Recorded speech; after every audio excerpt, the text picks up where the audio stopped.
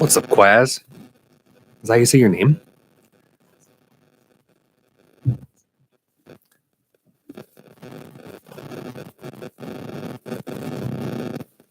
How's it going?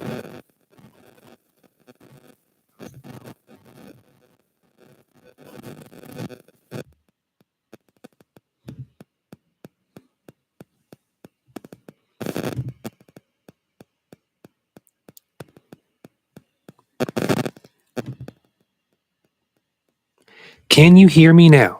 Is it any better? Hi, Quaz. Is that how you say your name, by the way? Am I saying your name right?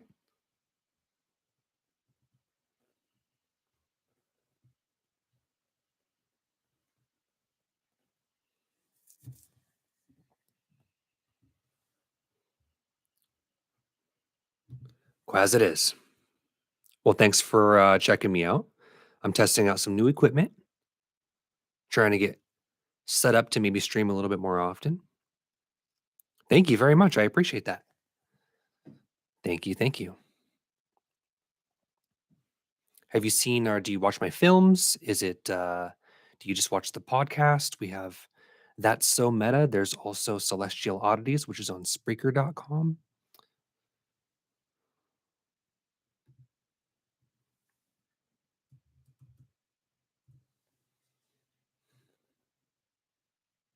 Cool. Awesome. We have a new episode that we're recording this month with which a good friend of mine is going to be a special guest. And her name is Natasha, and she owns her own shop, her own magic metaphysical shop here in Western Pennsylvania. And we're going to have her on as a special guest and interview her because she's done a lot for myself and Lauren and helped me with a lot of my projects. So we want to get her on the show and help sort of promote her store and get her shop out there on the internet a little bit more. So that'll be the next episode of That's So Meta guest interview.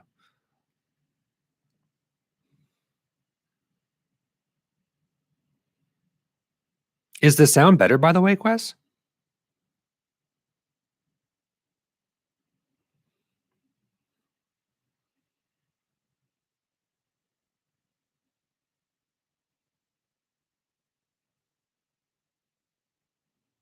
Okay, cool. Thank you. Yeah, I actually accidentally pulled the stream up on my phone at the same time. So it was kind of like relaying back through the mic.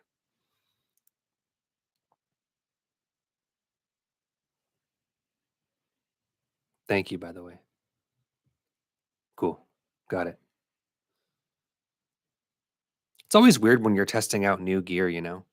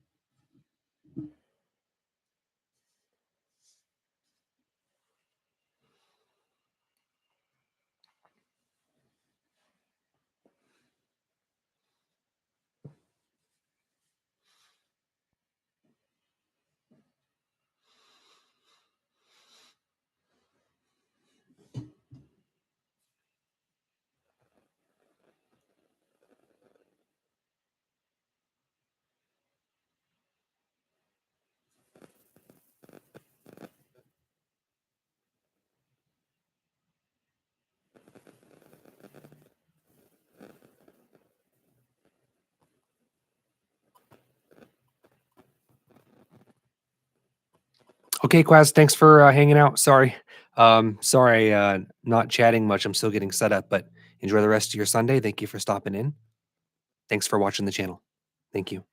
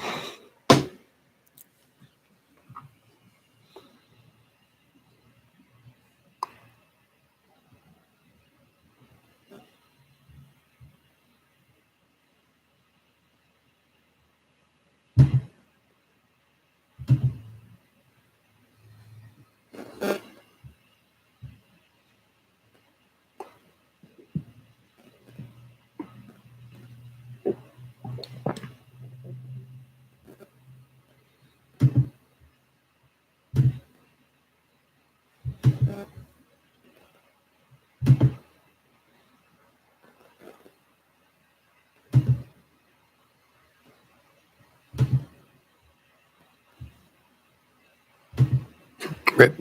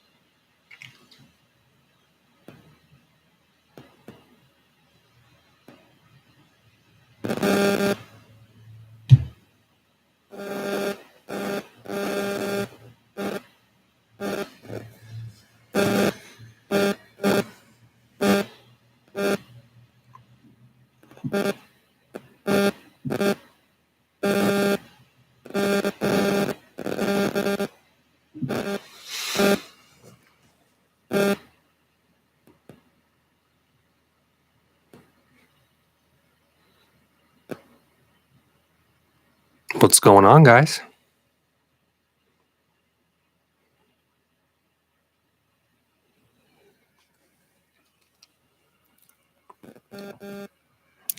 How is your Sunday afternoon?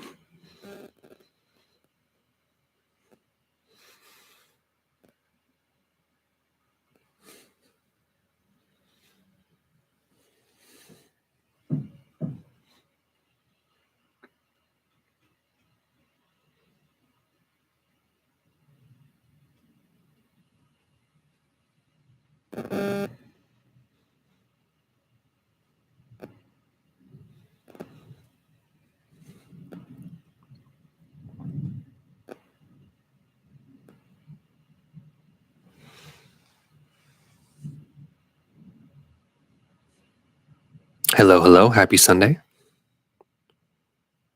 What is everybody up to?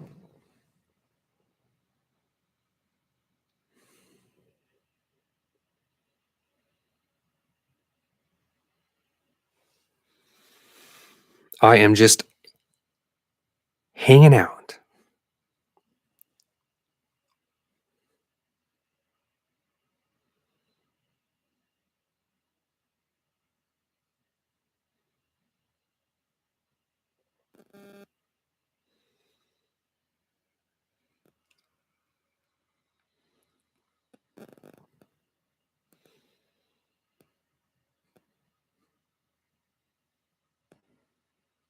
I can see there is a couple people hanging out. Hello, hello. Is it Yurik? Am I pronouncing that right? Yurik? Alacron? Hope I pronounced that right. Happy Sunday. Thank you for being here. I am doing nothing in particular other than just sitting here chatting.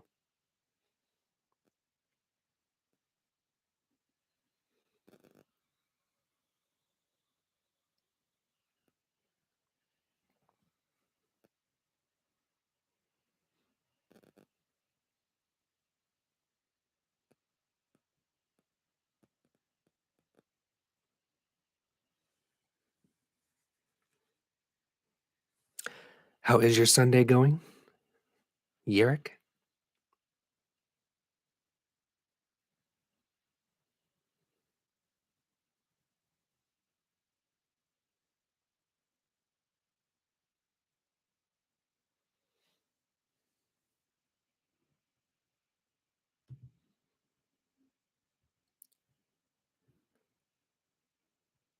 I am going to paste this in the chat.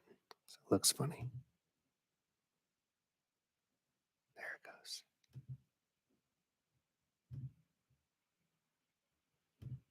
Love that for me. Awesome. I'm really just hanging out. Thought I would give some new equipment a test run, try out my new webcam. I don't upload or post on my YouTube as often as I would like to. So I figured that if I maybe stream from time to time, it would be a better opportunity to engage with some people and have some conversations and some discussions about life and what it means to be a human being. And when the chat is slow, I just post these things in the chat.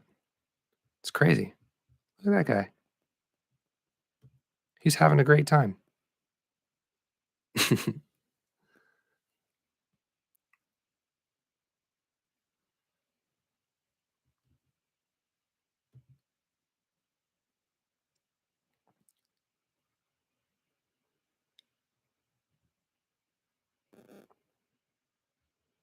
Start a poll. Let's start a poll, Yerrick.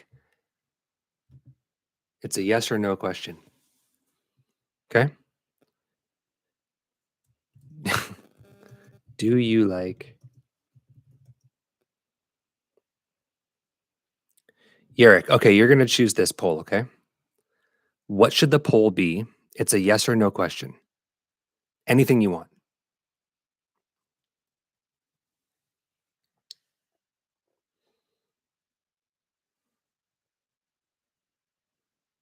So, what should our poll question be? Has to be a yes or no, apparently.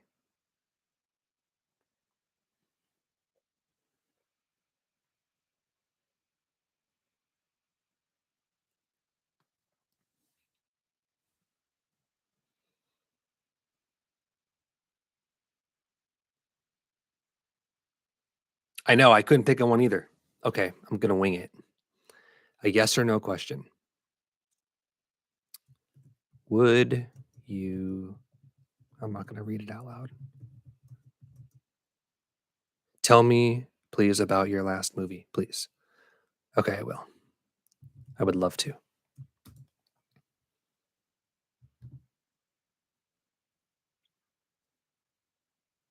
I think I posted a poll. Let's try that out. All right, Yarrick, we're talking about my movie, okay? So my last movie. Well, I can tell you about the one that I'm working on now. I have so many last films, I'm not sure exactly which one we're talking about, but I will talk to you about my sci-fi film titled Oma, which is a project that we've been working on for almost a year already. And it was originally going to be a standalone sort of proof of concept film that we wanted to make to pitch, to possibly have it produced into a full series or a feature film. And since this process has been in production for so long already, it's evolved into being a web series, which we are going to produce ourselves. But right now, we're still filming the first episode, which will be in between 10 or 15 minutes long. And it is a sci-fi film in a sense that you could compare it to other genres like, say, for example, Blade Runner or Star Wars or Dune, movies like that you could compare it to. But it's obviously our own little independent film that's serving as a proof of concept, but that would be the genre or the aesthetic of it. And we are still filming that movie right now as we still have 4 more scenes to shoot in between now and April. So I'm not sure if you've gone to the website, but you can learn a little bit more about it here, Yerrick. I'll post it in the chat. Go to this link and you can watch the introductory video about that if you haven't seen it already. And we are filming that particular short film proof of concept right now. And that is my mom, everybody. Skilled tradeswoman. Hello, mom. Thank you for hanging out. We currently have 3 people. I posted a poll in the chat room, if you can see it. Yes, we have votes, 67%. I like that. I like this. Would you go to space? Ooh, we have some no's in the chat. I like that. 3 votes. We have 2 yeses and a no. We're gonna let it ride. I like that. So yeah, Yerrick, Story of Oma is the website, and it's based on a true story about the Orion Wars, if you're familiar with that particular conflict, which is what the Star Wars films are based on.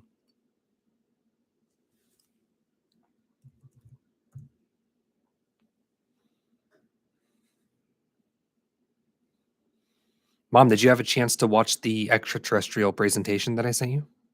The hour-long video?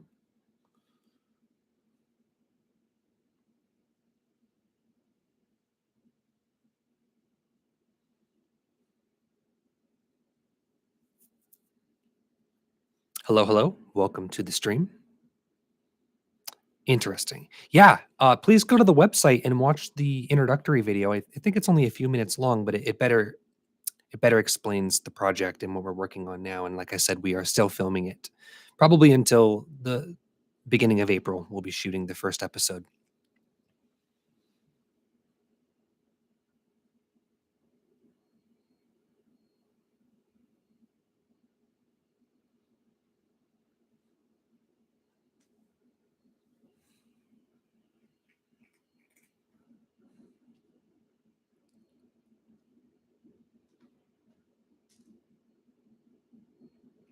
So we have some more votes here on the poll.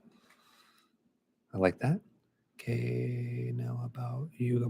Oh, awesome. Okay, Eric. Thank you for being here. Cosmic Agency. Yes. Yes, I know Gosha. She is my friend. And I am the voice actor for Robert for Cosmic Agency, as you know. And it's funny that you mentioned that because I am recording more voiceovers for her after the stream today. We have a new video coming out. Well, she's always got new videos coming out. So I'll be recording voiceovers actually this evening for Cosmic Agency. She usually sends me maybe two a week on average. 2 voiceovers a week I do for her. for Robert. I was, and a funny story too.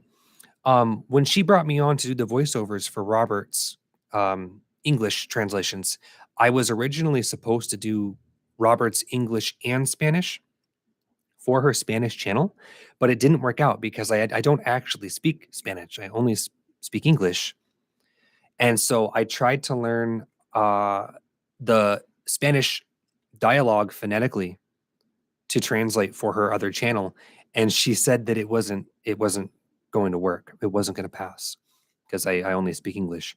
But she liked my voiceover so much as an English speaker that she kept me for the English Cosmic Agency, and I believe that she has somebody else do Robert's translations on the Spanish channel, which I really appreciated her doing that for me because she wanted only one person to do both the English and the Spanish. Um, but she was willing to accept two different people for English and Spanish just to keep me on as the English Robert. So I appreciate that. And it's very fun to do. I like being part of the team. I like helping Gosha and get the message, get the information out for Cosmic Agency, and being part of the Cosmic Agency sort of movement in a sense means a lot to me. I love the information. I love the Taigetans, and I'm grateful to be involved. So I do about 2 voiceovers a week.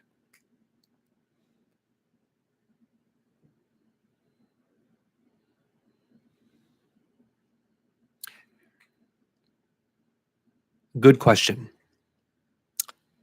Hi, Tony, by the way. Thank you for being here. Hello, welcome to the stream. Have I ever chatted with the Taigetans myself? So the answer is no. I haven't asked to be brought in the way that others have. I know that it's still a very sort of private, you know, particular sort of select few that get to speak to them as a result of knowing Robert or Dale or Gosha or anybody else that communicates to the Taigetans. So I don't speak to them directly, but from time to time, because Gosha and I have a good relationship and I maintain a degree of professionalism and respect, she does allow me to ask questions from time to time. So if I have something that I really need to know that I'm interested about or a personal question that doesn't necessarily need to be part of a video, then from time to time, Gosha will field questions to the Taigans for me and then relay that back. And that's also something that I don't abuse or ask very often. It's generally something that I find to be very important that could help multiple people. Then I'll have her forward that question to the Taigans and she will relay that back to me, which I appreciate, but I don't ask very often. So that's about as close as I get. Other than that, I am, although I have a good relationship with Gosha and she does favors for me, I'm just the voiceover guy, is what I like to tell people.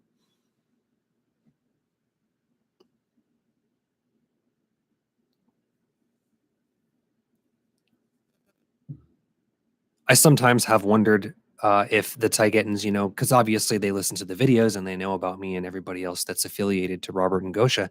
I sometimes wondered if they would ever like reach out to me themselves and offer a dialogue, but I imagine that they don't really need to, considering they have not only Robert and Gosha, but I think that there is another handful of people that they still talk to privately that don't have YouTube channels or um, release their conversations publicly. I think that there is a few people that they do talk to, but I would definitely speak to them if I was invited. I think would be cool.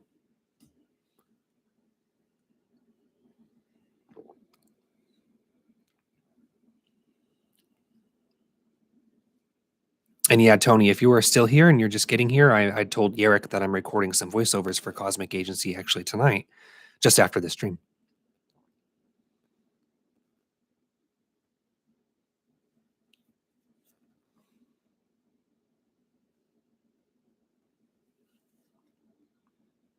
Is there a particular topic that you guys like with Cosmic Agency? Certain types of videos or certain subjects that you guys like to follow from the Taigetans?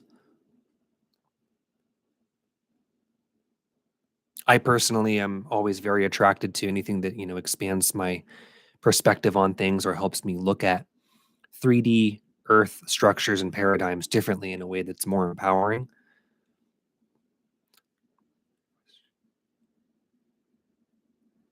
Yeah, Tony, absolutely. I agree with you.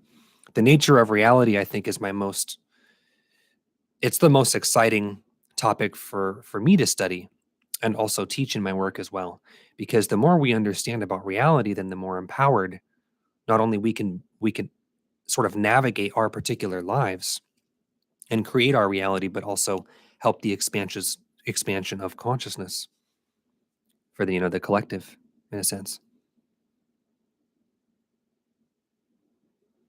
Even though I am just a voiceover guy, I'm also still a huge fan of the Taigetans and the Cosmic Agency information, and I've listened to all the videos back just as everybody else does and learn new information. Sometimes Gosha will send me when I'm doing the voiceovers.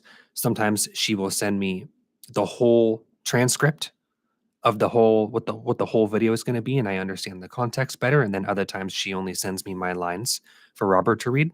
So sometimes before the videos come out, I know a little bit more about it, or I know what the whole dialogue is going to be, and I can learn a little bit in advance. And other times, if it's just Robert's lines, then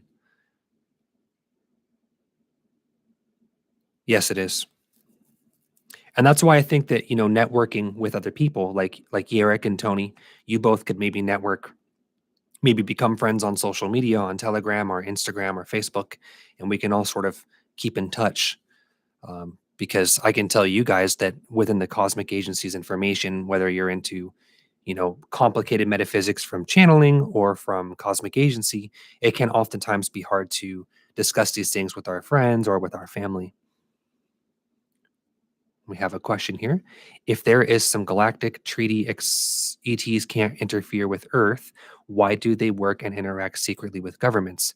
That is because the people that interact with the governments are usually the extraterrestrials that are interacting with our secret societies or our governmental systems are generally speaking on the, how do I put it, the malevolent sort of free will infringing, I would say the regressive types of extraterrestrials. Those are the ones who don't mind violating a prime directive. Those are the ones who don't mind breaking the rules, breaking the treaties, and interfering with, a civilization like Earth and humans that are going through sort of a spiritual training in a sense. So there are prime directives, there are moral codes of ethics that require, extraterrestrial races to not interfere. So to answer your question, most of the ET races that do are just regressive and sort of, in a sense, infringing on that free will, breaking those rules, breaking those agreements, breaking those laws. Prime directive, that's right. And it's funny in Cosmic Agency, we always talk about the prime directive as being referenced from Star Trek, but Star Trek is actually just using the real term. Star Trek is just taking it from the truth and then using it in a fictional way. But the prime directive is a real thing.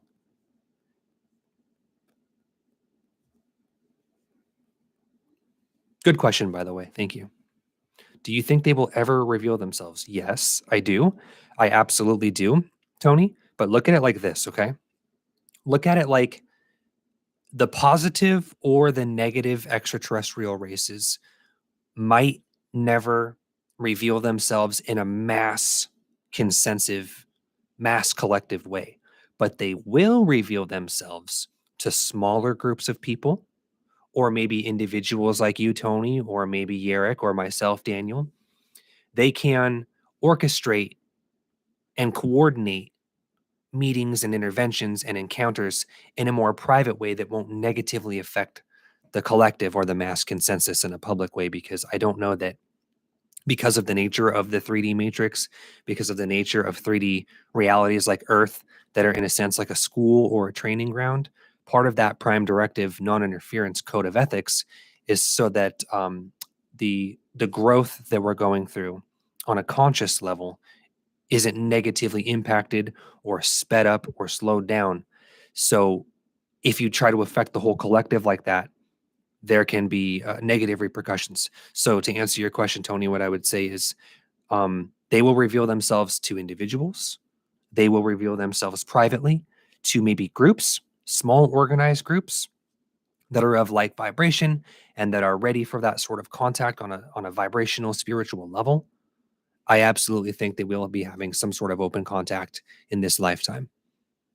It just I don't think that it'll ever be public on a mass scale where the ships are landing, on the lawn of the White House, and it's televised on the internet and on TV. I don't think that it'll ever get that big, that public, not in this lifetime. But privately, individually, absolutely yes. So if I wanted to contact them, how would I go about that? I don't mean on spiritual level or in meditation, but actually physically meet them personally. Good question. I really feel like I should do a whole episode of my podcast about that, Tony. If you are subscribed to my channel, you can find my episode, That's So Meta. That's my podcast where we do topics. And I think to answer your question, I could probably do a whole topic on extraterrestrial contact. But I see that you specifically mentioned that you don't want to do it in meditation or maybe even in channeling, which those are viable methods to do so. Um, I understand that's not what you're looking for. You're looking for a more direct encounter. So maybe I will do a whole podcast episode about this, but just quickly off the top of my head to lightly touch on an answer for you, I would say that you want to make sure that you're putting yourself in a place both vibrationally, consciously, and physically where a face-to-face in-person interaction can happen. So what does that mean? Well, I can tell you right now, unless they're a negative race, they're not just going to beam themselves into your house. They're not going to show up and teleport into your personal home. That would be an infringement of free will. It would have negative effects on you, on you subconsciously. They're also, although you might see organized and synchronized UFO sightings, we can always see crafts. They're day or night. There are always ET races, or what I call our star family. That's more races than just the Pleiadians, many more. Your star family. You'll always see ships, and that, in a sense, is a way to have an experience with them. But I know what you're asking. So they're not going to land their ships in a city or a public park. They're not going to beam themselves into your personal house. So what does that mean?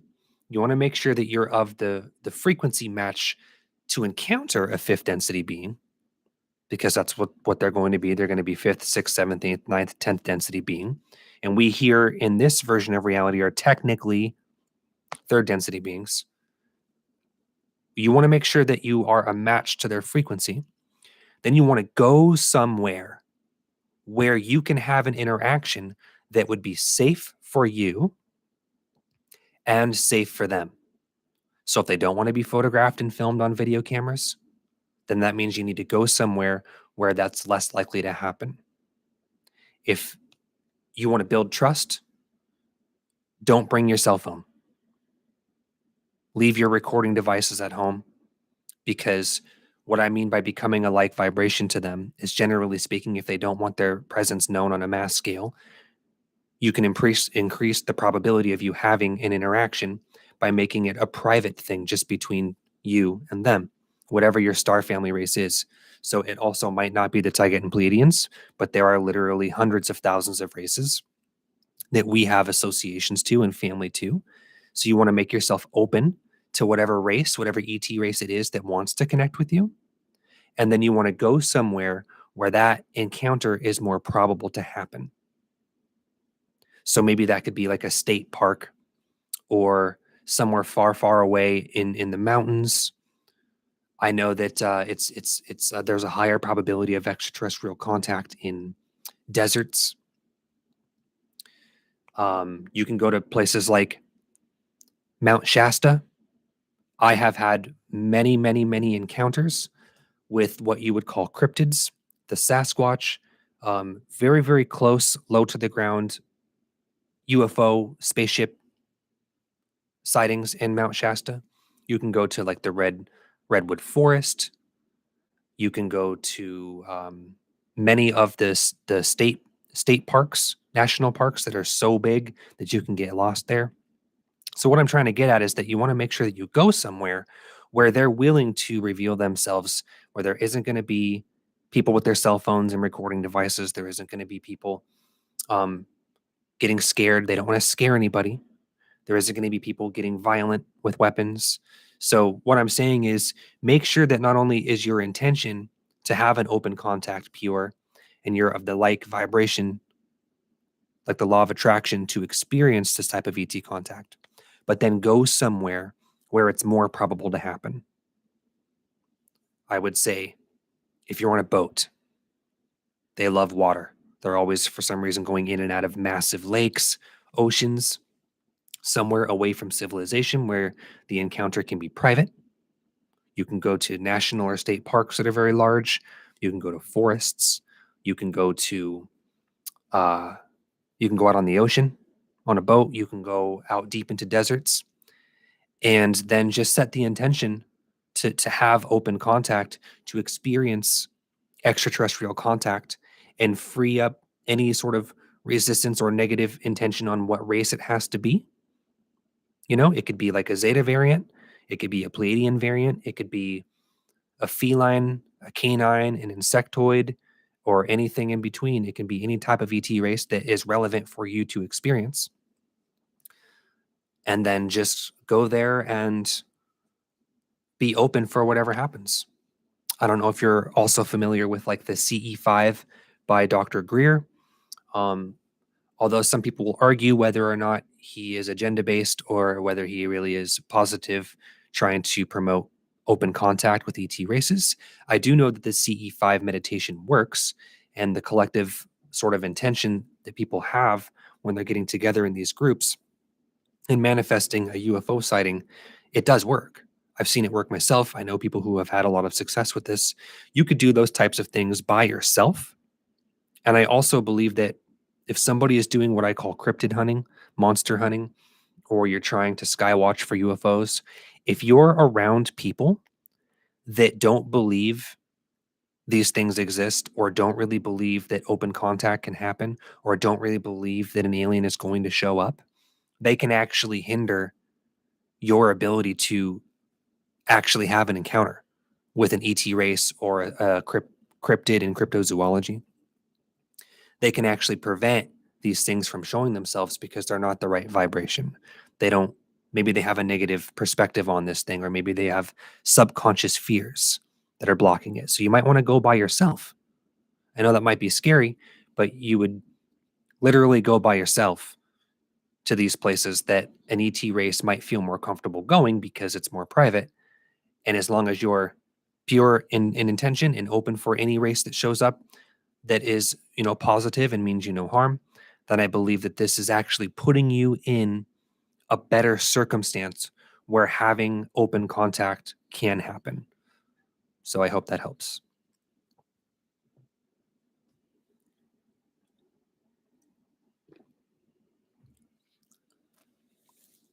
I, for one, have had more encounters with cryptids in cryptozoology by being by myself out in nature or being with one person that is very excited and very trusting and very open to an encounter as well.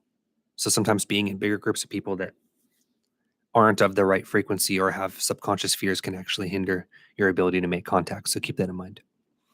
Hi, Daniel. I have Titan drones around all the time, and I get the feeling if I get out of this secluded spot, I may have contact. Absolutely. Absolutely. That is exactly what I'm saying. I completely agree with you. Going somewhere that is not your personal home, don't ever invite anything into your house, not even the good guys. Just don't. Um, Going somewhere public, a neutral territory that's of a higher vibrational frequency. So the Taigetans have actually taught something. I think it was in a video in 2012, excuse me, 2020, where they were talking about density pockets. And if you go to density pockets, which are deep, deep, deep into nature, that's in the forests, bodies of water create higher vibrational frequency. Deserts create higher vibrational frequency. So if you go to those areas that are more private, where there aren't going to be a lot of people around, and you're in what I call as a density pocket where the frequency is higher there, you're increasing the probability that you could have some sort of encounter. So I agree with that very much. I learned about you from your mom. Hello, Peggy. Thank you for being here. Welcome to the stream. Right now, we're talking about extraterrestrial contact. Hello, Claudia. Thank you for checking us out. Welcome, welcome. Happy Sunday.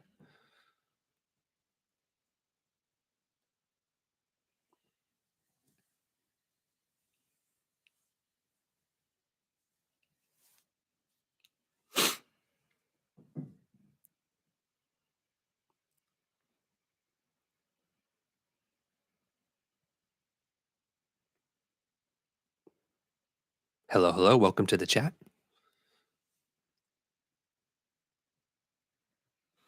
So, for anybody here that is fans of Cosmic Agency or found me through Cosmic Agency and Gosha, welcome.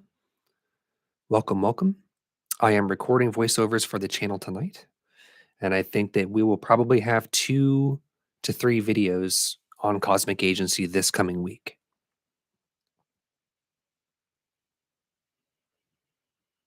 Another funny thing that I'll say about being the voiceover guy for Robert is he and I are friends on Facebook, but we've actually never spoken. I've never talked to or met Robert, even though I'm his voiceover guy. I only talk to Gosha, and I'm friends with Dale on Facebook, but I haven't really spoken to Dale much either.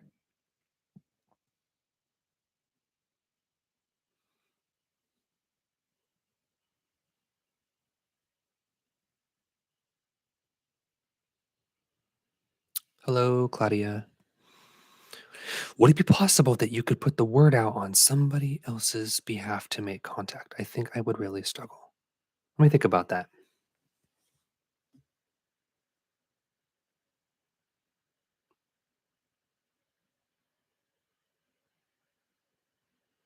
So, Tony, to clarify, do you mean to say that you would want somebody else that you know to make contact? Or are you asking to connect to ET races in your behalf for them to orchestrate a visitation? I'm just a little confused.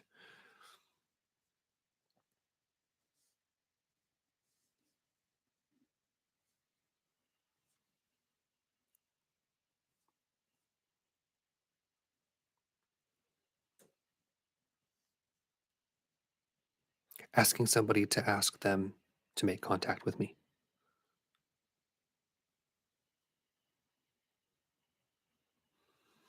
I would say that to answer your question, I personally would not, but you could actually have more success setting the intention yourself and being because we have to integrate the concept that as above so below, as within so without, the law of attraction.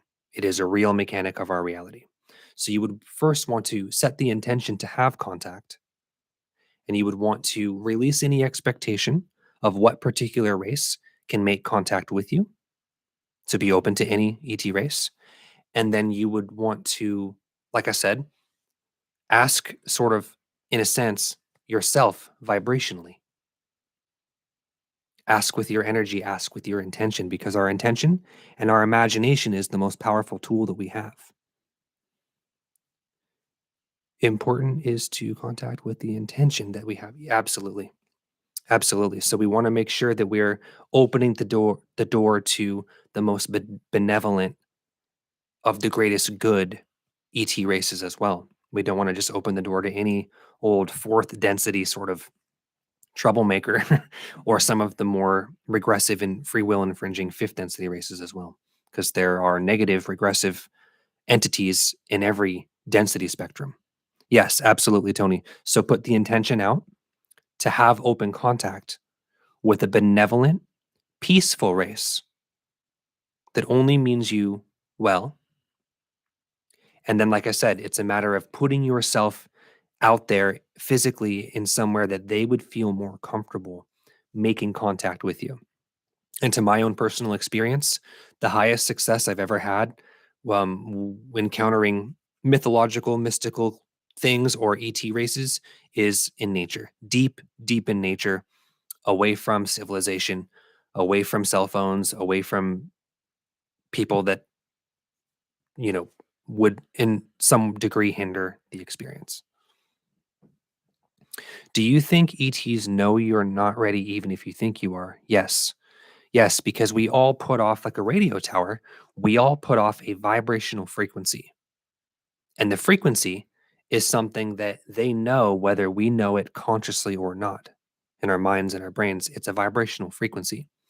So if you want to make contact, but you subconsciously have negative fears about what will happen, will I be injured? Will I be abducted? Will I get eaten by a reptilian? If you have negative fears like that, that will put off sort of a repellent vibrational frequency, which can actually slow down or impede the probability of you having an encounter. Yes. We do have here in Germany lots of those places with nature. Perfect, Claudia. Perfect. So then what I would suggest is maybe going out by yourself and spending some time in nature and getting used to the high vibrational sort of feel good energy that you can have around a lot of trees, a high density of trees. Running water is amazing for increasing your vibrational frequency. If you're into meditation, I highly suggest meditating by yourself. And when you're in these areas where other people can't interfere in a negative way or hinder your contact, you it's oftentimes where people start seeing more UFOs. You're going to see more cloud ships. You're going to see more strange crafts in the sky. And then one little tip I'll give you is if you do meditate in nature quite often, Claudia, is you before you have any extraterrestrial contact or an alien lands a shape in front of you and a big door opens up and they come walking off, you're probably going to start having encounters with fourth density frequency beings that are more like fairies or the fae. You might encounter more things like things encrypted cryptozoology. So that's like the Sasquatch, fairies, trolls, gnomes, things like that. Those beings exist in the fourth density frequency. And when we start vibrating and our frequency increases through meditation and being out in these nature areas, those are the closest entities. Those are the closest beings that are available to make contact with us before an ET race would manifest and then like land their ship or beam themselves down. So be open to that happening as well, which is something that's happened to me many times in my life. I've seen what we would call fairies. I've seen what we would call gnomes and trolls. I've seen Sasquatch many times. And these beings will manifest and say hello to you when you are in these places that don't have a lot of interference for that. Can you share some fast tips on lucid dreaming? Thank you, Daniel. Hello, Murmur. Hello, hello. Lucid dreaming. So, the way that I achieve lucid dreaming, or even what you would call astral projection, or even remote viewing, or channeling, okay? Let's take this real quick. We're going to lump these things into one category for the sake of this explanation. Lucid dreaming, remote viewing, astral projection, and channeling. Take those four things, which are all what I would call spirit technology. That's a term that I use. So whenever we're using quantum energy to create our reality and manifest our reality, I call that spirit tools, spirit technology.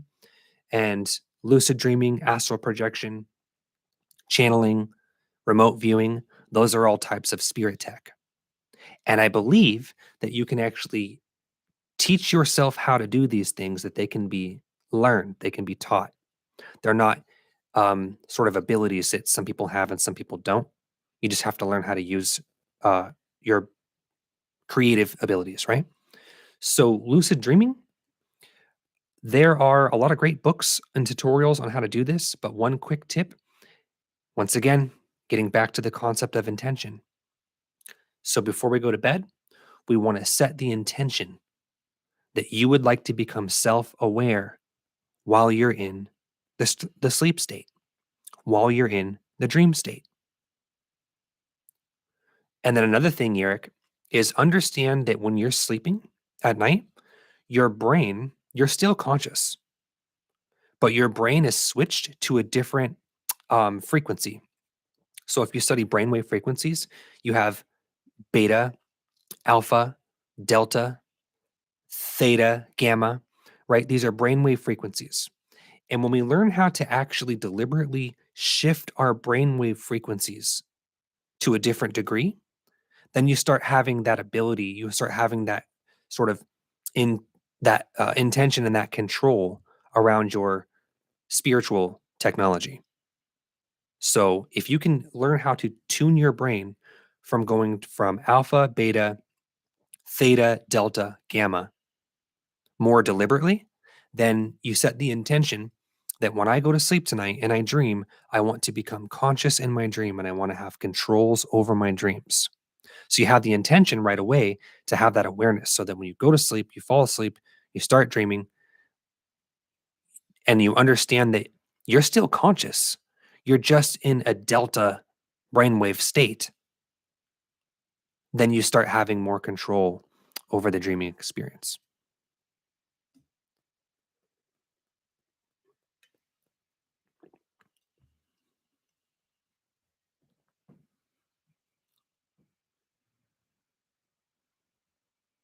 Yes, the intention is is super important. I have contacted personally with Dora Kalel around 3 times. That's awesome, Claudia. That is very, very cool. You're welcome, Yerrick. I wonder, Claudia, in the chat, because I think we have some people who might be interested. Can you tell me what your experience was like talking to Dora Kalel?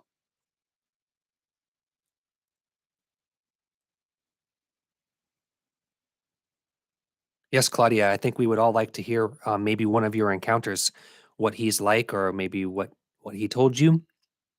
I know that the Taigetans can communicate with us telepathically, which Gosha has confirmed many times that they will sometimes send her telepathic messages. I also know for those Cosmic Agency fans as well that are in the chat that Dor Kalel is one of those who has come down as a step down. We call it a step down. He has come down to Earth many times, doing espionage and top secret missions. I'm not sure if he's one of the Hashmalim. I forget if Dor Kalel is a Hashmalim. I'm not sure if he is, but the Hashmalim are awesome. He introduced me to my stellar family. That is so cool. That is awesome. Hashmalim, that's what I thought. Okay, cool. I couldn't remember if he was Hashmalim because I know that I remember back when like the whole Ukraine Russia thing was happening that the Hashmalim were studying that, and they were boots on ground as they call it, in a sense, stepping down and studying that whole phenomenon to find out what was really going on, and I was pretty sure he was involved in that.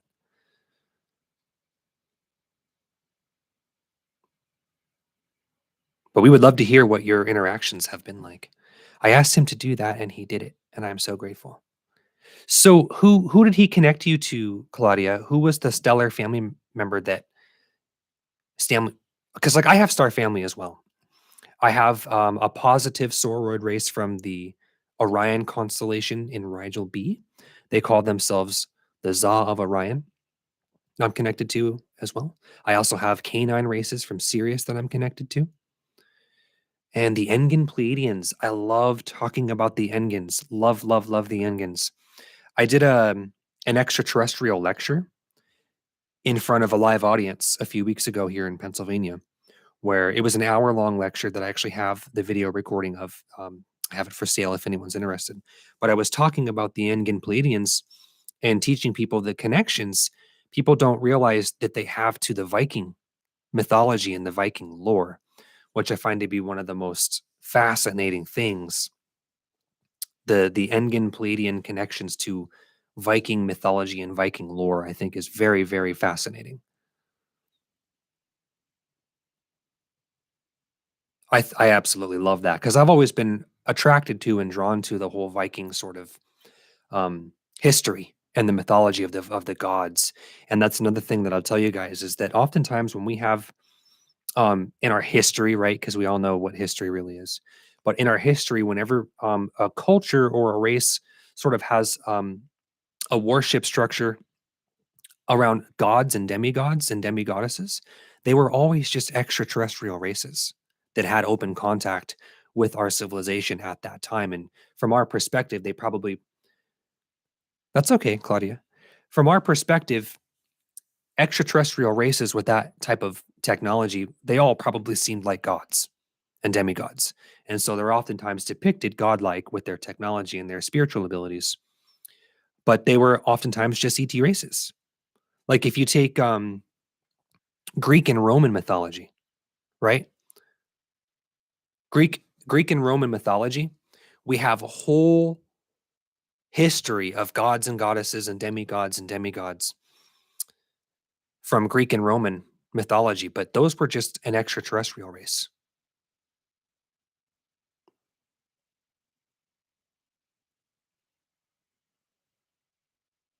And it makes you wonder too, if the Engen Pleiadians were what inspired our Norse mythology, then I wonder if like Zeus, you know, all of the or any of the I'm not exactly sure what all of the Norse gods and goddesses are, but I wonder what their Engen counterpart, who their Engen counterpart is. That's a cool thing to think about. I can actually look it up real quick.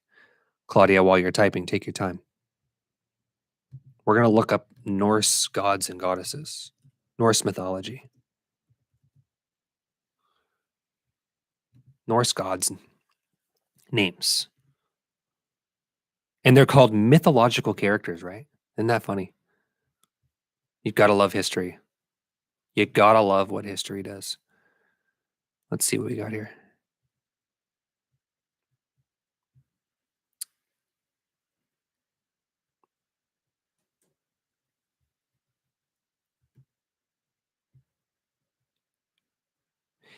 I can't even pronounce these names.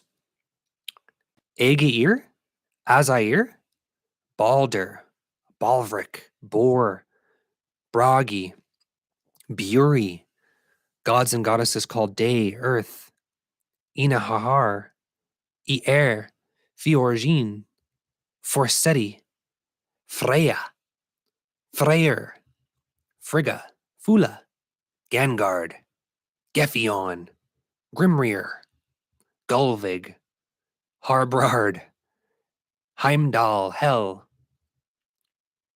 Hermod, Hod, Honir, Indun,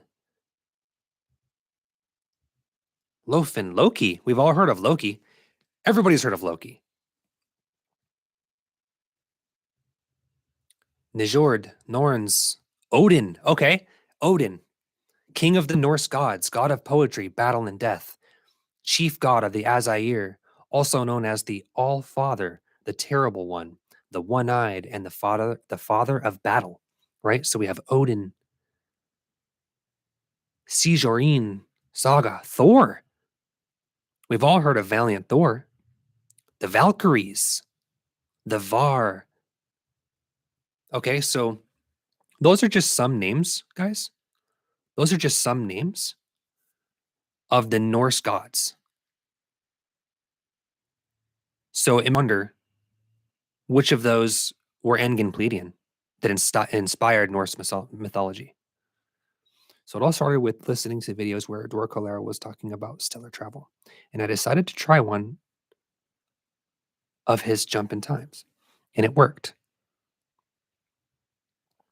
So I decided to contact Dor Kalel to help me out, tell my family that I was lost and they needed to know that I was still on Earth.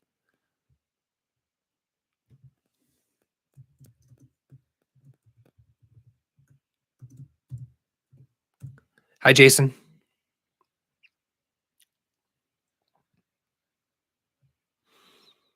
Yeah, Loki. I can't believe I forgot about Loki. Odin, Thor.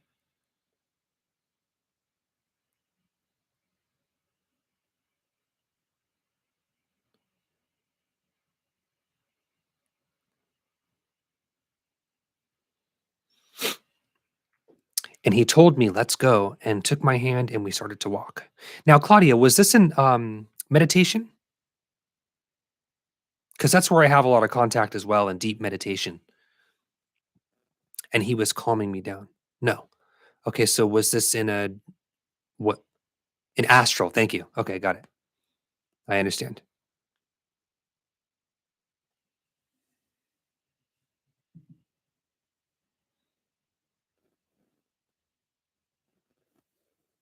Then we arrived to a place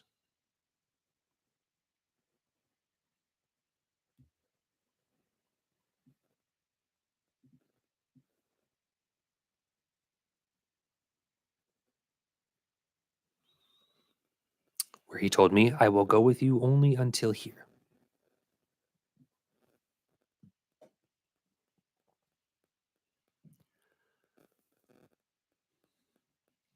There was a guy over there and told him, "This girl is from your family. Take care of her. Take her. Take her. Take her."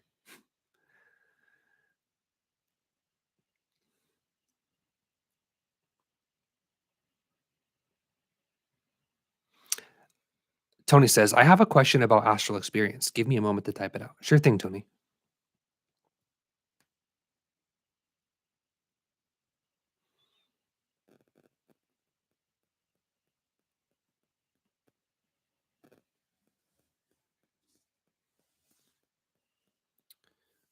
The guy looked at me and he told me, "Hello, welcome." Now, Claudia, just to clarify, he was an Engen, the one that you were introduced to by Dorkalel? Yes, okay.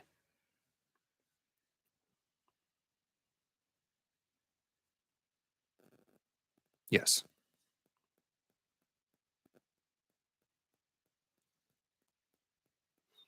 I think we are very few. So then you're an Engen starseed.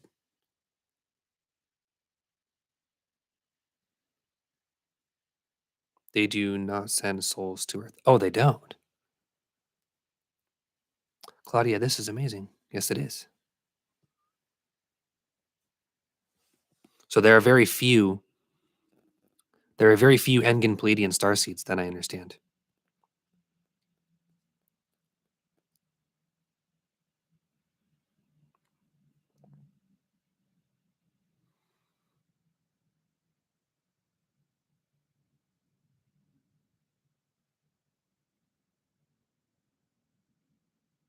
I have talked to a colleague who is Swedish,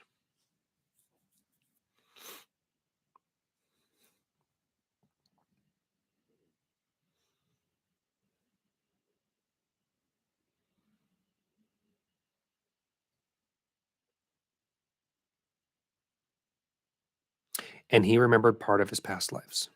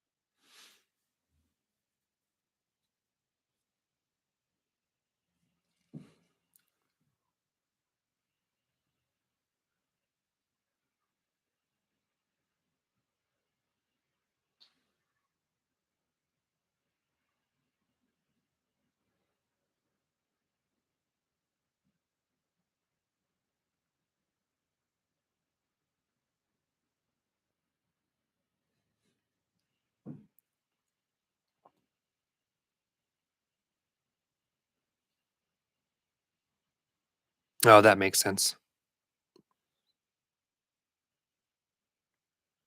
I know that some star seeds and their starseed origins will, spread themselves out throughout the planet because they can actually be more effective in terms of what the frequency is that they bring to Earth can be more effective spread out. But then again, you might have more smaller clusters of them that choose to stick together to get through some of the more challenges of life and to have that familiarity of your starseed origin when you're having your 3D human incarnation. I would much rather prefer having, a tribe, having a group of people closer together in the incarnation to help us get through the life.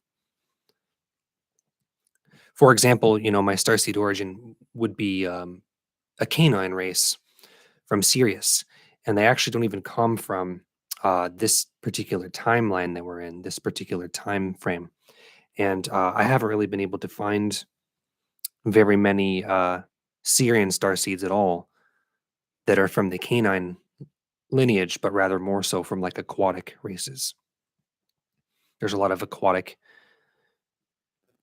beings from Sirius, but there are also canine as well, which is why it's called the dog star. So I particularly haven't really found many of my own sort of starseed origins. That's okay, Tony. Well, to give you a general, you know, you can connect. You're going to have to. You're ultimately going to have to get into meditation, and you're going to have to get into the fundamentals of working with your brainwave frequencies to get into astral realms, to get into the astral space, which is just a less physical version of our 3D reality.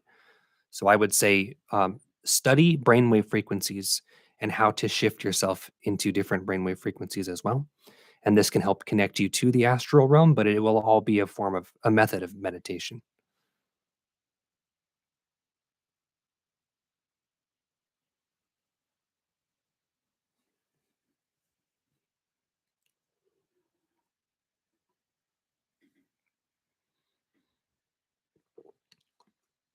After that, I had an encounter with the Taigetan girls. I basically woke up and I was floating, but it never happened again.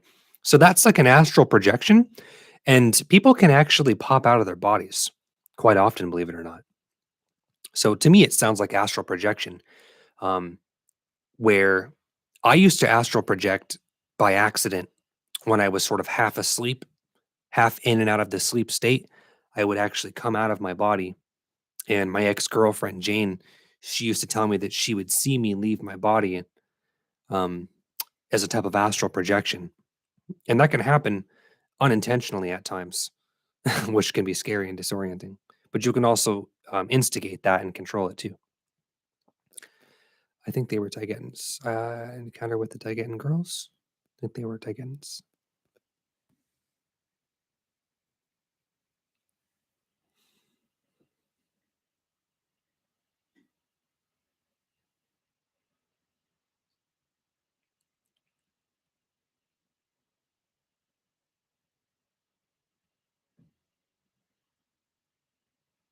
Yes, Maya, goddess of wealth and love.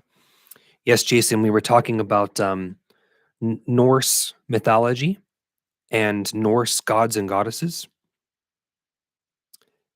because there is an extraterrestrial alien race that inspired Norse mythology called the Engen Pleiadians.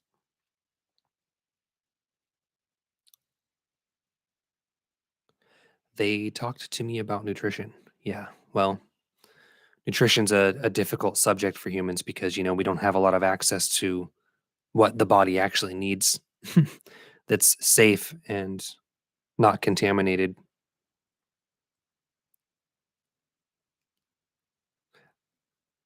I feel like it's almost impossible for humans to get access to clean, healthy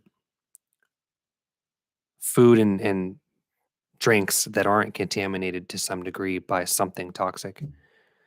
They knew I had lives in the US.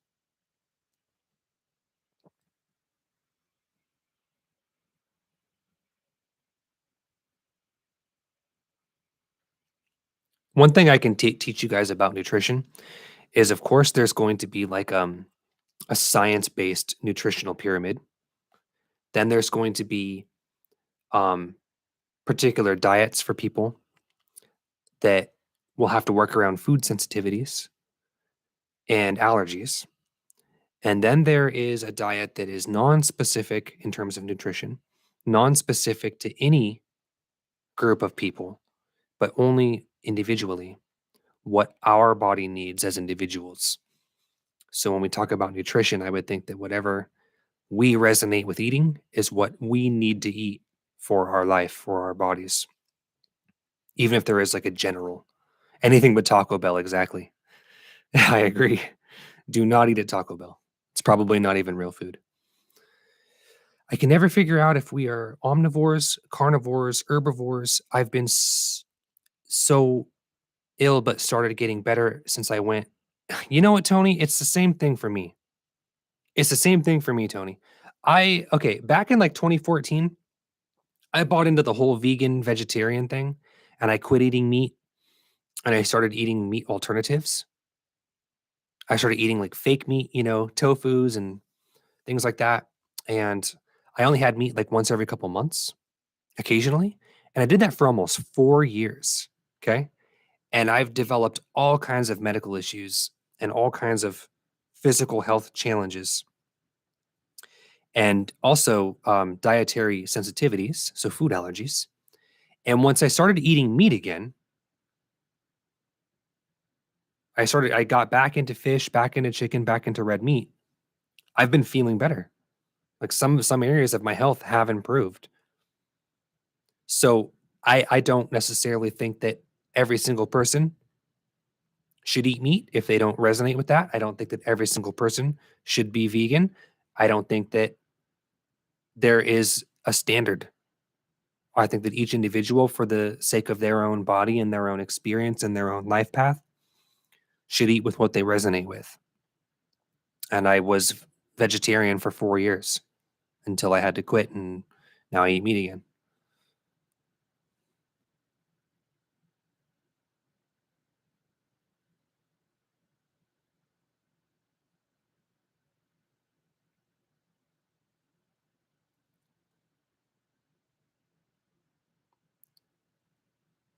Yeah, because oftentimes, like Cosmic Agency will say, a lot of our vegetarian alternatives are poison.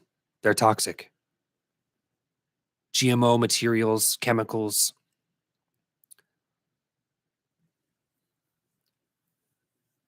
Yes, I had a question on my mind about the cheese in Germany. They told me it was okay, but the one thing I was eating in the US while I was living there was not cheese. Yeah, there's a lot of fake cheese, fake salt in the US. There's a lot of food that's you can get in the US that's illegal and isn't even sold in other countries. An ex-coworker would not eat meat and he would be more tired than me and he was in his late 20s. Yes, that's absolutely right. I think the body needs animal protein for real energy. Because if I have red meat for lunch, I can do so many more things that afternoon, and I feel like I can stay up later in the evening.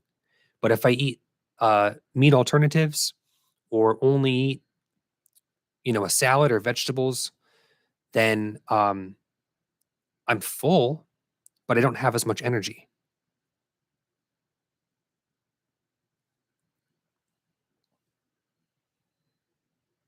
Ever since I started eating meat again, I have more energy. I have more mental clarity.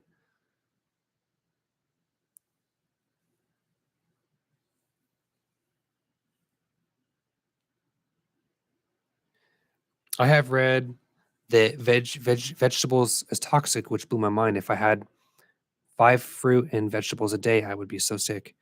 You know, Here's what I'll say about that, Tony. I agree.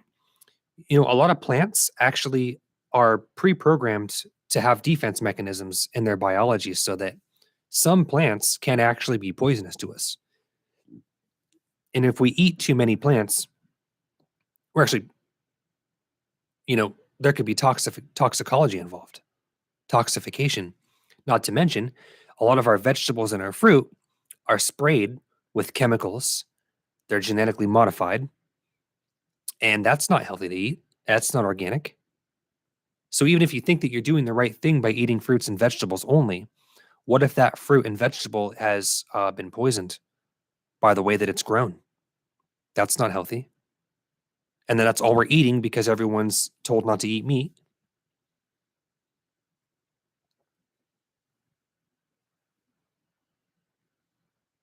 Too much sugar with the fruits. Yeah, that is why I try not to eat fruits anymore. I feel weird after that. I rarely eat fruit. I enjoy it. I enjoy things like mangoes and I enjoy oranges, but I don't eat them very often because I'm super OCD about, the origin of where my food comes from.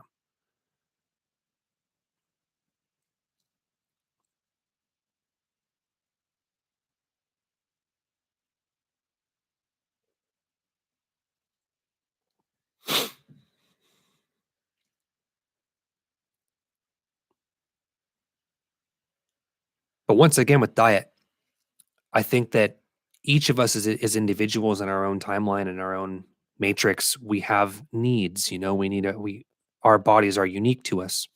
And you can generalize some things dietarily, but I think that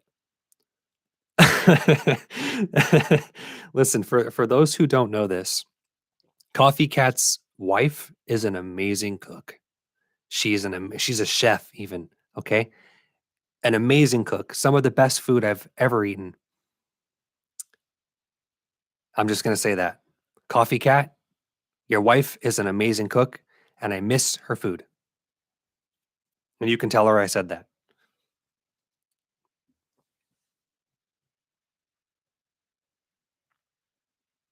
Some of the best food I ever ate. She just cooked in the kitchen. She is, and all I ask is wings. It's true. This guy's got an amazing cook, an amazing, amazing cook in the house, and he just wants wings. So funny.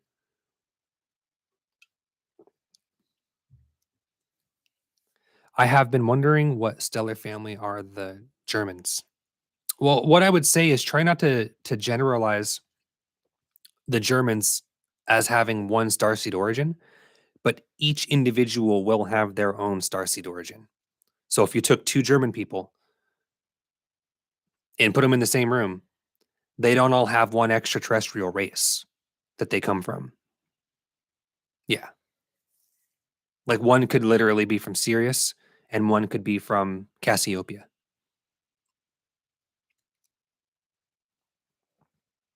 But I do also agree with you in the sense that when you said, Scandinavians probably have a higher degree or higher percentage of maybe Engen, Palladian. I think that's possible, but I think that you're going to cover more ground coming from a starseed origin to Earth if you spread out.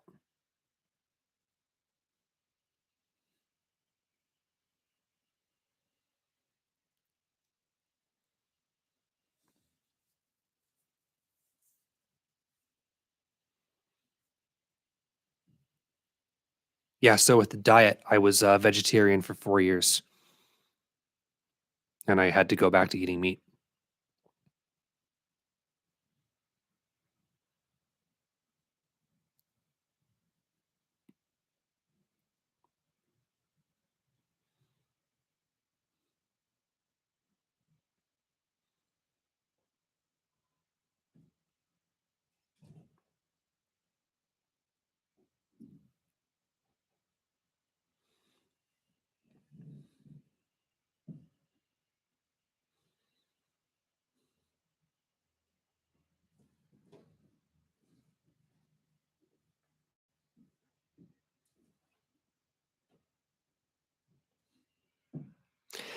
I was so shocked to find out meat is good and vegetarian is bad. I was too, Tony. I remember when those Cosmic Agency videos came out and they were talking about, the implications of the way meat affects us and the way our sort of vegan movement has been sort of hijacked and turned against us.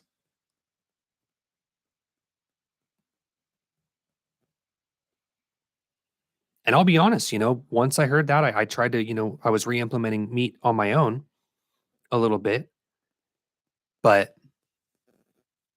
it made a lot of sense. It resonated with me and I started feeling a little better. If you reference the more recent video about people who go vegan for a long time can develop autoimmune disorders and sort of mineral deficiencies, vitamin deficiencies from the lack of animal protein in the diet.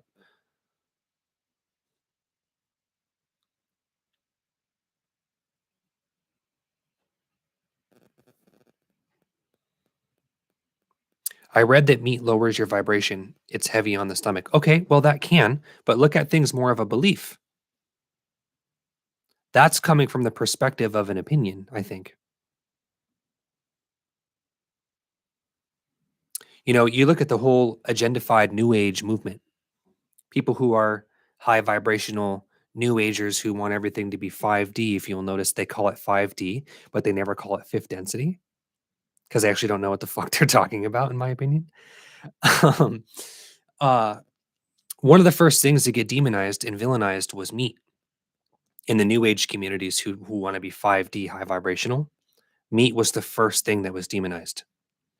And then you start seeing this vegan movement where animal alternatives were sort of popping up all over the place, and you could find all of these plant alternatives to meat, and that meat vibration lowers your vibrational frequency. Um, Although there can be some constructive, positive things about the New Age movement, I also think that there's a lot of what I call ascension traps, ascension traps in the New Age movement. And I think that when meat was villainized right away, that was a red flag for me. Yeah, Tony, I agree with you. Now you look at the way, they're killing cows, and you got all these cows randomly dying, and now they're destroying, chickens. The whole chicken movement is dying. People are demonizing eggs. So trying to get us away from animal protein, I think, is what's happening to drive us towards using alternative animal-based products, which are all genetically modified, possibly even just poison.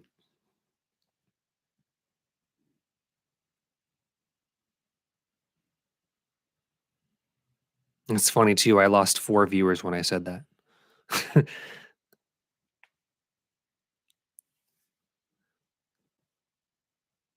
So we're weak, absolutely.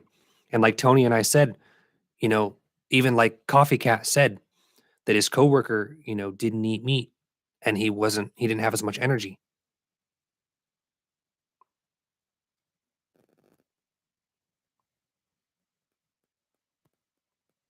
I find that it's just my brain works better when I eat meat.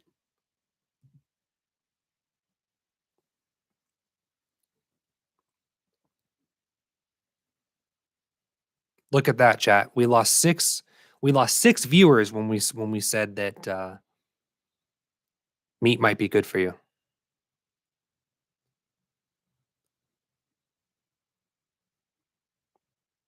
It's all right.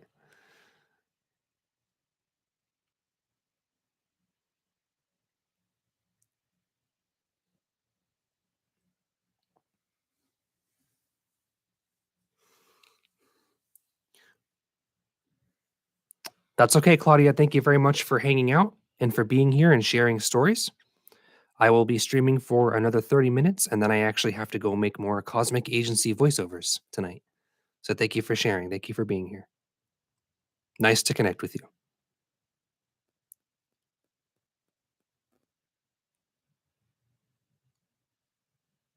Good night. Thank you for being here.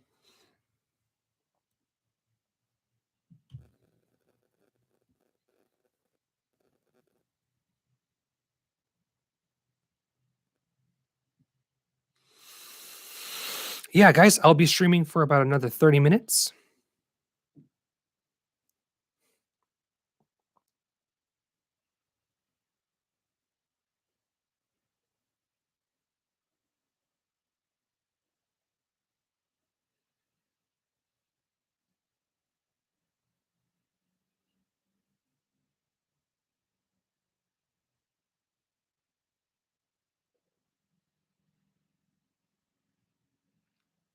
So, Yarrick, you mentioned earlier that you knew that you were a starseed. Do you know where your starseed origins are?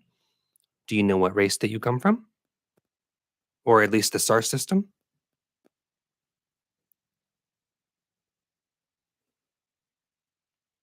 Say, for example, then I would be from Sirius. What? And then Claudia would be from Engen Pleiadian. What would yours be?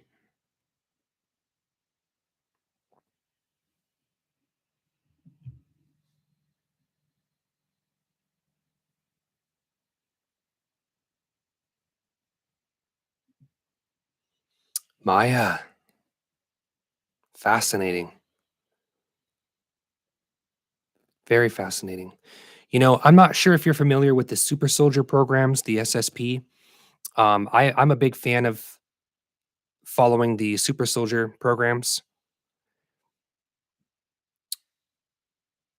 and they talk a lot about the Mayan race as well. Like there is a like our say for example our Mayan civilization that we had here, as they were before civilization took over, before the Industrial Revolution, actually moved into the inner Earth. They became interstellar. They were able to travel through ships. They became fifth density and they moved into the inner Earth as well. But that's just about the Earth Mayans. I'm not familiar much with the Maya from Pleiades, but that is a very specific race. So if you resonate with that, I would highly assume that that's probably where you come from.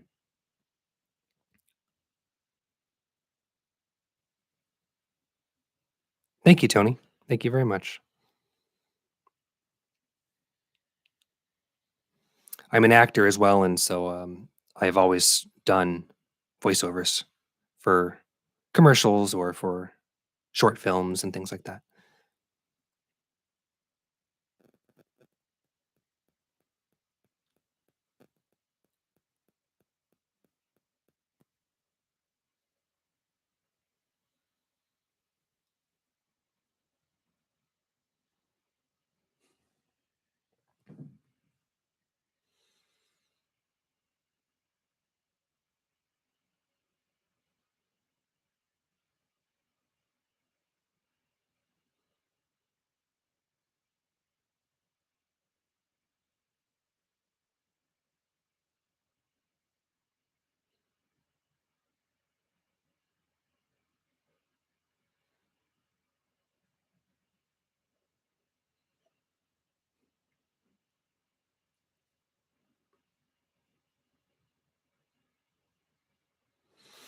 Let's check in on the poll, shall we? So, how do Tigetans get here? Do they actually travel, or do they shift frequency or something like that? They shift frequency. That's okay. I understand.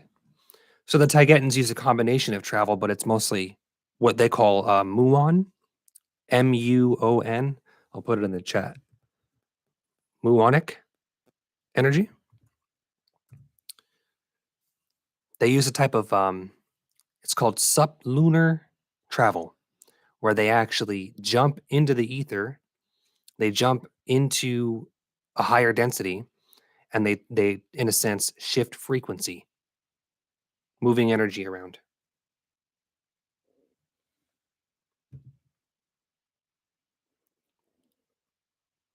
Muon energy. It's the same energy they use to communicate with their audio and visual communication is done through muonic energy. So, like if humans have Wi-Fi, we have the internet, we have 4G, 5G, whatever. They don't use Wi-Fi or wireless internet. They use muon energy, and so they shift their frequency from the fifth density to the third by sort of jumping through muonic energy, almost like through the ether. They go into the ether, which is there's no time or space. There's no distance at all.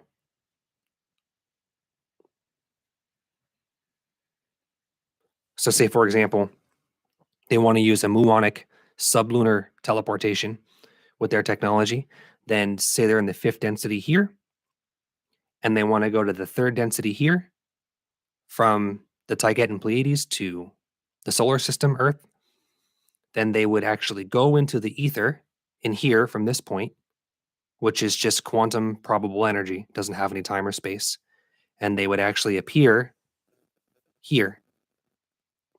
So they're not actually traveling from A to B, but they're just taking point A and making point B point A, traveling through the ether using muon energy.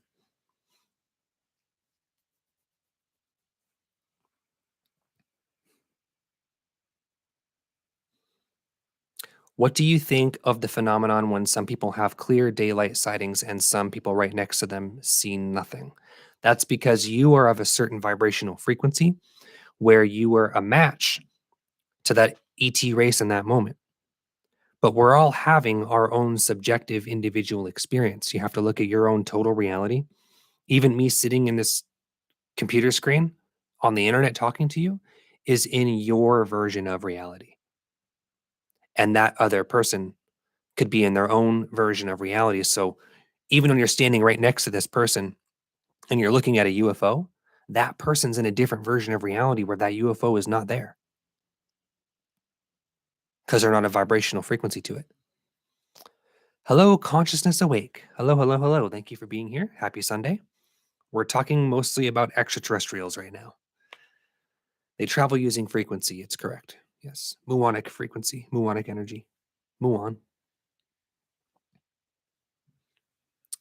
Believe it or not, the breakaway civilizations, secret societies, the controllers of Earth, if you will, they all use muon energy as well.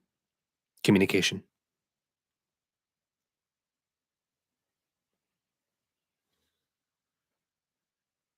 They give us ancient Wi-Fi, ancient 5G.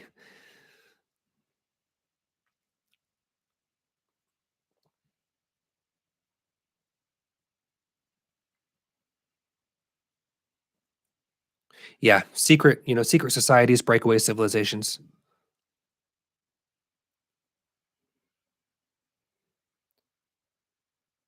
They use muon energy. Do you think 5G is as dangerous as they say? Here is my answer. I think that it in of it itself is not innately dangerous. I think it can be used dangerously. I think 5G can be used as a harmful weapon. I think that it can be used as a positive tool the same way that it can be used to harm, but it's a matter of who is controlling it. So if you study like the concept of healing technologies that use frequency and vibration, light and sound, those are all types of healing technologies that we don't use.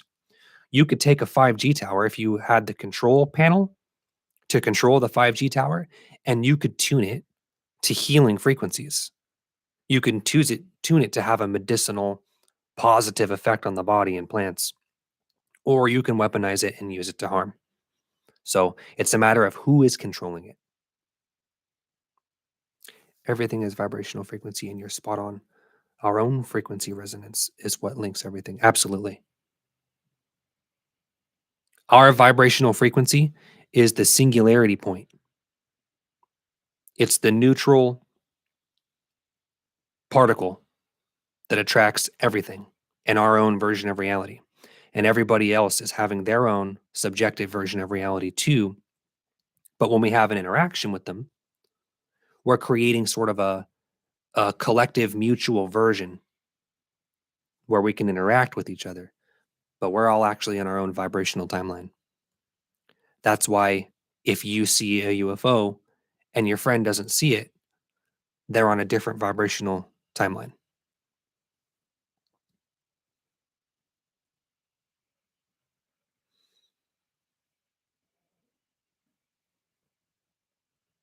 Thank you. Thank you for being here, by the way.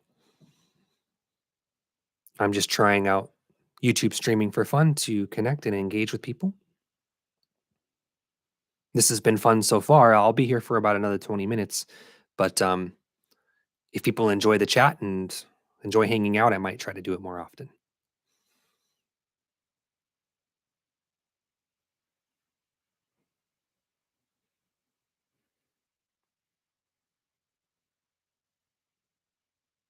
Thank you, Tony.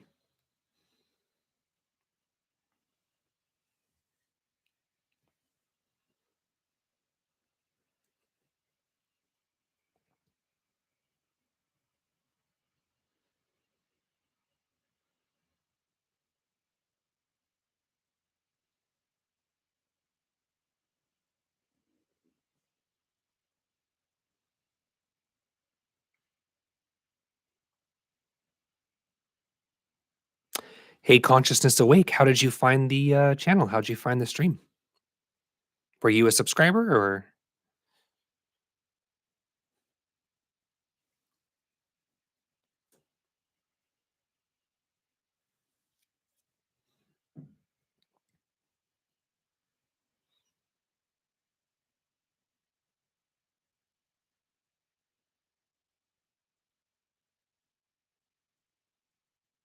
look up Dryad and Folklore?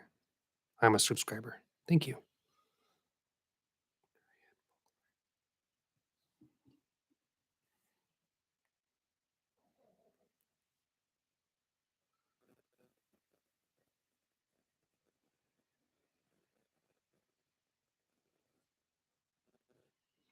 I don't remember. Well, thank you for being here anyways. I'm happy to have you. Okay, excuse me. We have the Dryads is a tree nymph or a tree spirit in Greek mythology. Signifies oak in Greek. Dryads were originally considered the nymphs of the forest. So what I can tell you about the dryad in folklore is they actually really exist. They're real creatures. They just exist in what's called as a fourth density frequency band. So right now we're existing in what you could consider the third density. Well, these beings would be in the fourth density, which is right outside our sort of spectrum of awareness and perceivability. It's called the fourth density, but you can get to it and you can shift to it faster by being out in forests, being near large bodies of water, rivers, being in the deserts, believe it or not, um, tunnel systems, caves. These are all sort of what I call density pockets, where if you go to those places, you can experience those creatures, those entities more often because they can actually get from their realm to our realm by being closer in frequency. So we're third density, they're fourth density, sometimes fifth density. And you just have to go to a frequency where you're a closer match to them. But I've seen those things. I've seen what you would call trolls. I've seen uh, fairy type, or what we would call like pixies. Believe it or not, a pixie is a better term than a fairy. And they're just fourth and fifth density beings like us that just live in a different plane of awareness. But I mean, you know, anything that you see in, um, say, for example, J.R. Tolkien or, The Hobbit or The Lord of the Rings, any elven TV shows or movies with trolls and goblins, Middle Earth, okay? That's all based on fact. That's all based on real places that exist with real creatures that exist. I can see them with my physical eyes sometimes. Yes, absolutely. Now, can I ask you this question? What are you doing or where are you in the moment when you have those experiences? Are you in the woods, in nature? Are you doing something particular where you see them? In the movie Brave, there were sprites. Yes, I remember that. Pixies, sprites, fairies, brownies. These are all like little creatures. There's a certain angle of light. Some people say that out of the corner of your eye, right here, you can actually perceive a higher frequency band. Where sometimes the fourth and fifth density band can actually bend into your physical awareness, like the corner of your eye. And there's another way you can trigger that too, consciousness. If you use let me give you two exercises, okay, that you can use to play with this. I don't know why the corner of your eyes you can perceive different frequency realms, but you can um increase your ability to see with your real eyes without going into a meditation or a trance or a channeling or anything like that, where you can use mirrors. Okay, mirrors aren't actually reflections of anything. You're actually looking into an alternate version of your current reality.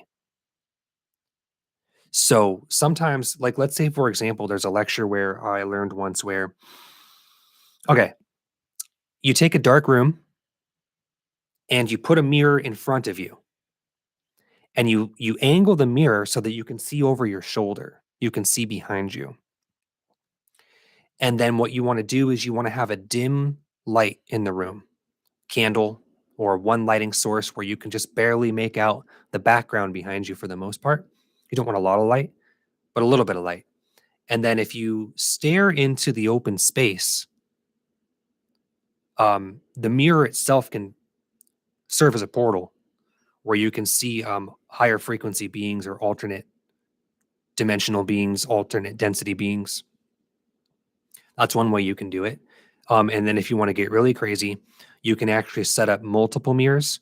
So if you take one mirror so that you can see into it, and then angle another mirror in the same visibility spectrum of that mirror so that you're getting double mirrorization, and then angle it so that it's looking down a hallway, or angle it so that it's looking into an open room, then the amplification of seeing into those two different dimensional portals can increase the probability of you seeing stuff. You can actually manifest entities to come into the space using that. Is one way of sort of creating the same similar effect you would have out of seeing out of the corner of your eye. Mirroring spaces and lighting helps. Absolutely. I think that if you use a candle as well, if you get into like alchemy, you get into the occult and things like that, using the fire itself as an element, as a raw element, will help amplify the probability of seeing into those other frequencies, these other spectrums. But yeah, Coffee Cat, as you were saying, in the movie Brave, there's sprites. So you've got all of these species: fairies, pixies, brownies, sprites, goblins, trolls. They all exist. I've taken pictures of the entities, ETs, etc., showing up between the mirrors. It's really cool that you've done the mirror thing. That's really, really cool. I've experimented with mirror exercises as well. And I've always had really powerful experiences that kind of freak me out. You know, they kind of like break the continuity of your reality a little bit. You're like, holy shit, that really happened. Did I really see that? It's intense.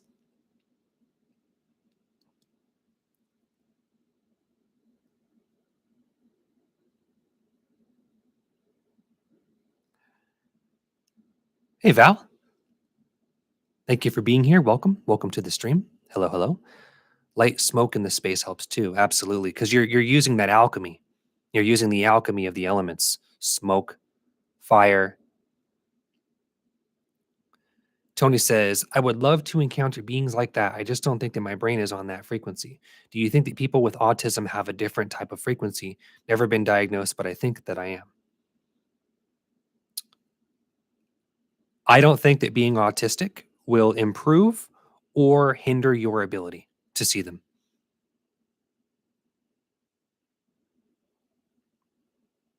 I think that it's a matter of intention, in being of the right vibration and coming from the right place is all that anybody needs to have an encounter.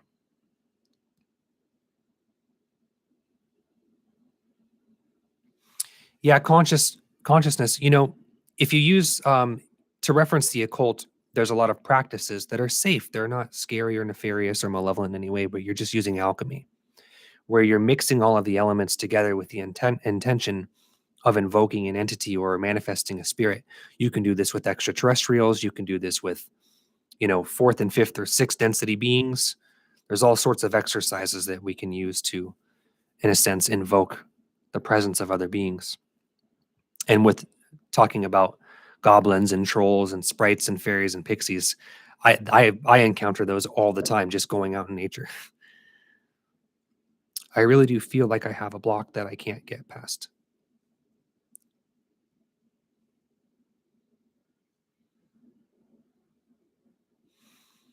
There are exercises that you can use, Tony, that are deep quantum exercises that I actually teach to help people get past those blocks. But generally speaking, you can start with just looking at your belief structures, looking at any limiting beliefs, any negative beliefs that you have. Just say, for example, you know, in what you said, I feel like I have a block. That's okay. That's valid that you feel that way. But then you would want to investigate, why do you feel like you have that block? What negative belief are you holding on to that is limiting you from having an extraterrestrial or sort of supernatural experience with these beings? There would just be a limiting belief somewhere that you would have to investigate as to why do you feel that way? Why do you believe that about yourself? Maybe maybe you fear somebody in your friends or your family would judge you if you had an experience. Maybe you're afraid even when you're excited and you want it to happen. Maybe you're afraid that harm will come to you. Maybe you'll get hurt, or maybe there's danger involved. There's always danger in the unknown. Fear of the unknown is a very, valid sort of concern. But you would have to investigate If you feel like you have a block that prevents you from having this experience, then what negative beliefs are you holding on to that make you feel like you have that block?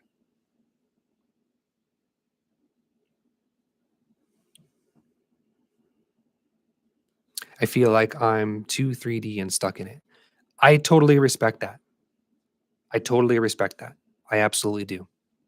My mom, who's in the chat, she would say the same exact thing about herself. Are you experiencing the change in consciousness ascension? We all are. Yes. How aware of it we are, how present we are, how cognizant we are of it is different from person to person. But I think that just being a human being and existing in the 3D is a type of ascension. It's a type of expansion of consciousness. That just being here actually is enough to experience ascension and raising in consciousness, because the polarity, the contrast, the duality, the pain and suffering, the struggles and triumphs that we all go through having a human life, it all promotes growth. It's all experience, it's all positive experience that we collect and learn and grow from. So in a sense, ascension isn't necessarily the the shifting from, it isn't necessarily breaking the matrix and shifting from 3D to 5D. But in a sense, you can simplify and add value to the concept of ascension by saying that it is just the expansion of consciousness. So then what is the expansion of consciousness? It's just to exist, to be a fractal of source, to be an aspect of um, the all that is, to be Val, to experience life as Val or Tony. That is ascension. That is the expansion of consciousness. It isn't more complicated than that.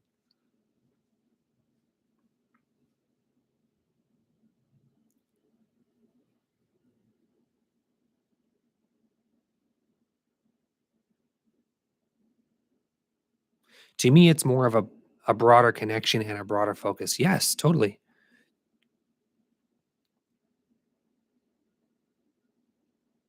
Perceiving reality from a, that higher perspective.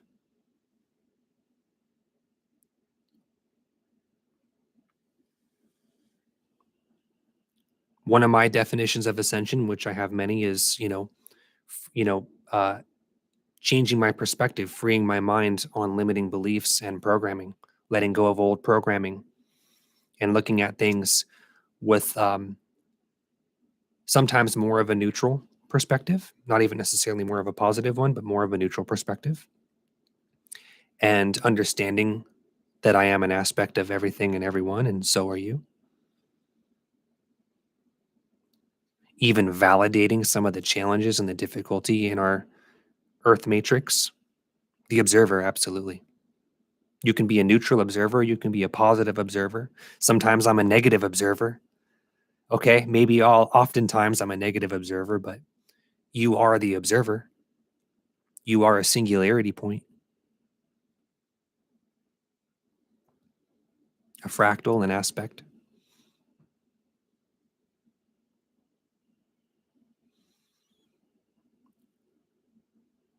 We're all singularity points. We're all our own timelines. The observer of creation while we also create it.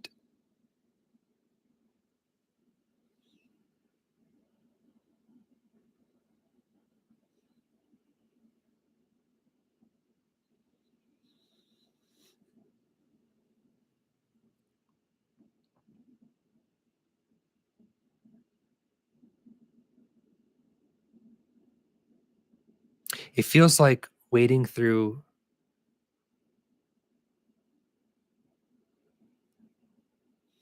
It's so funny. My mom my mom is in the chat somewhere, and she says these similar things all the time about, the difficulties that she has and the challenges that she has trying to navigate reality and just exist in the 3D matrix. I completely understand how you feel.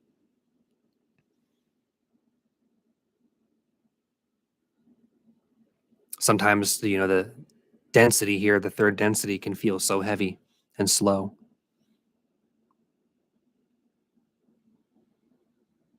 Yeah.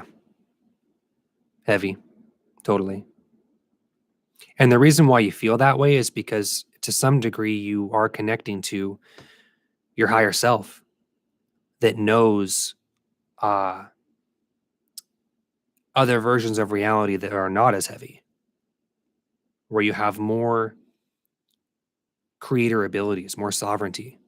You're more in control of all of your creational tools. And then you come here and you be a 3D human, and it's like, oh man, I feel like I can't do anything. I feel like I'm so limited, but that's just the game. That's just why we're here. That's part of ascension.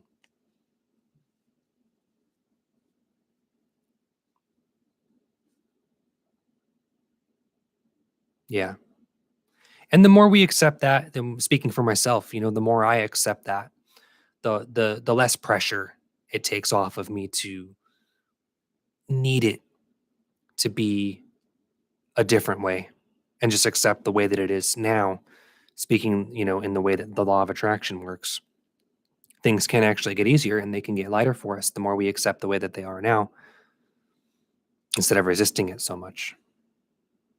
But I do feel the heaviness and I do feel the weight often.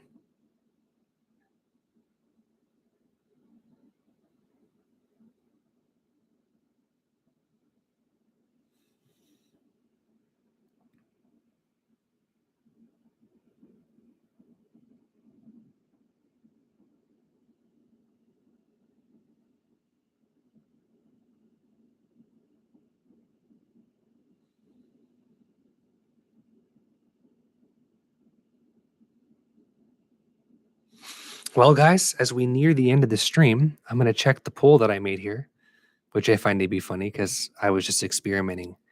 And we have, would you travel to space? Okay. 67% of people said yes, and 33% of people said no.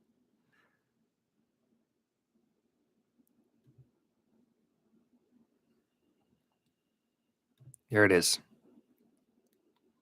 Poll complete with 12 votes. 12 votes. I never even saw more than 10 people in the chat. People must have just come through and voted and left.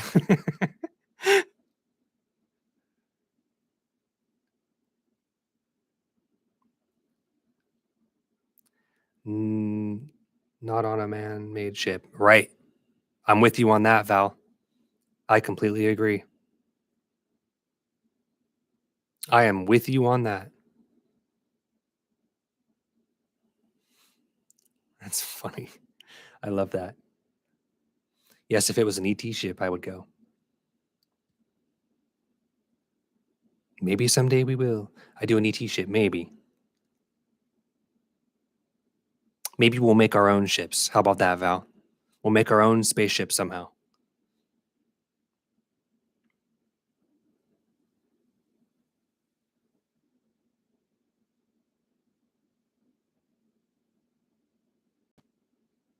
But I can tell you that you can start with your imagination.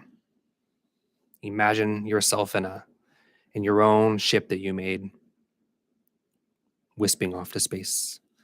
Thanks for sharing with us. You're very welcome, Yarrick. Thanks for hanging out. Thank you for being here, spending the whole 2 hours with me. This stream was an experiment, and it's been really fun chatting with everybody and sharing. And I appreciate your presence and hanging out. I will stream again, and I am going to end the stream now and go record the rest of those cosmic agency voiceovers that Gosha needs from me tonight. Sometimes she needs them really quick. Other times she gives me a couple days. So I am going to say thank you all very much for being here and hanging out with me. I enjoyed it. Let's do this again. Tony, Val, thank you very much, you guys. I really appreciate hanging out with you and chatting. Thank you all for being here. Enjoy the rest of your Sunday. And don't forget your imagination. Thanks, guys.